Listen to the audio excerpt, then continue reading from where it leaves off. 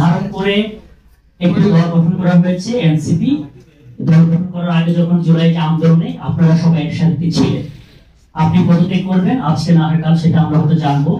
আপনি আজকে নির্বাচনের ঘোষণা দিয়েছেন, এই যে তাদের সাথে আপনি একসাথে আন্দোলনে ছিলেন, স্বৈরাচার বিদায় করেছেন, আপনি পদত্যাগ করে কি ওই দলের সাথে কি আপনি নির্বাচন করবেন অথবা অন্য কোনো দলের সাথে হয়ে করবেন? এই বিষয়টা আসলে তো ভরসা রাখার প্রয়োজন কেন মনে করছেন? অথবা আপনি এনসিপির সাথে নির্বাচন করবেন, সেটা ঘোষণাতে মানে স্পষ্ট করবেন কিনা? ভরসা রাখছি না এ বিষয়ে। আসলে সত্যিকার অর্থে কোনো সিদ্ধান্ত হয়নি এখনো। আর এ বিষয়ে যদি চূড়ান্ত সিদ্ধান্ত হয় তাহলে আপনারা সবাই জানতে পারবেন। এবং যে দলের কথা বললেন, অবশ্যই যারা গণঅভ্যুত্থানে আমার সহযোগিতা ছিলেন তারাই সেই দলটা করেছে।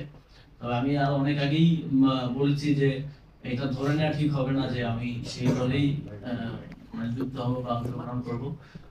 তবে আশা করি আগামী কয়েকদিনের মধ্যে সবকিছু পরিষ্কার। মাননীয় উপদেষ্টা, আপনার এপিএস মুয়াজ্জেমের বিরুদ্ধে দুর্নীতির একটা অভিযোগ ছিল, সত্যতা কতটুকু? আমার জানার মতে বিএনপি ধানমন্ডিতে নমিনেশন দিয়েছে। মাননীয় উপদেষ্টা, অনেক ধরনের স্পেকুলেশন হয়েছে।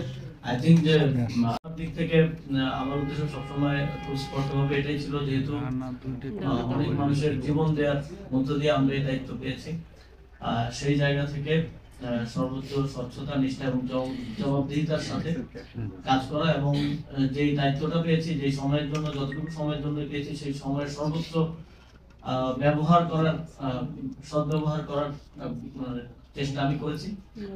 এবং আমার সাথে যারা আমার সহকর্মী ছিলেন তাদেরকেও অনেক সময় অফিস টাইমের বাইরে অতিরিক্ত কাজ করতে হয়েছে।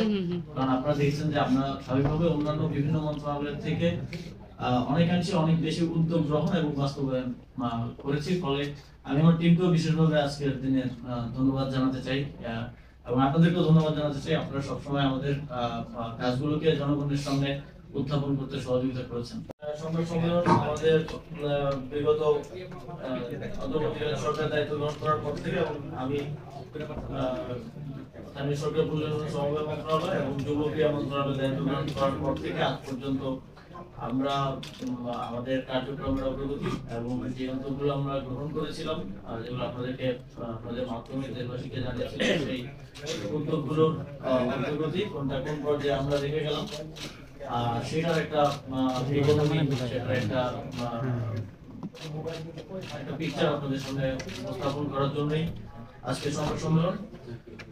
প্রথমে আমি স্থানীয় সরকার পরিচালনা সমবায় প্রায়